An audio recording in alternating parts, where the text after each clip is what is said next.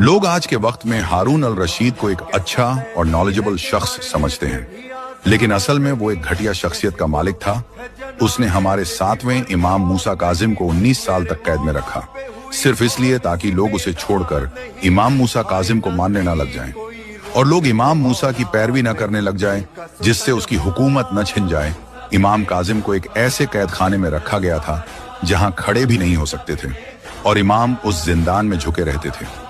इमाम कभी भी शिकायत नहीं करते थे, हमेशा हर हाल में उन्होंने शुक्र किया और इमाम को एक जिंदान से दूसरे जिंदान में बार बार पहुंचा देते थे ताकि लोग उस लानती के खिलाफ जाकर इमाम को कैद से आजाद न करा दें।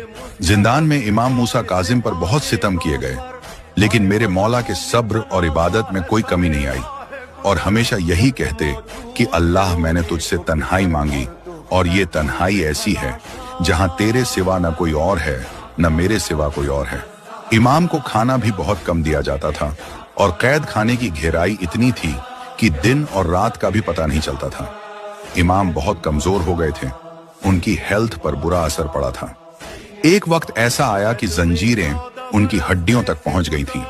फिर एक दिन हारून अल रशीद के हुक्म पर इमाम मूसा काजिम को जहर देकर शहीद कर दिया गया और उनका जनाजा मजदूरों ने उठाया और बगदाद के ब्रिज पर छोड़ दिया ताकि कोई पहचान न सके। लानत हो हारून अल रशीद पर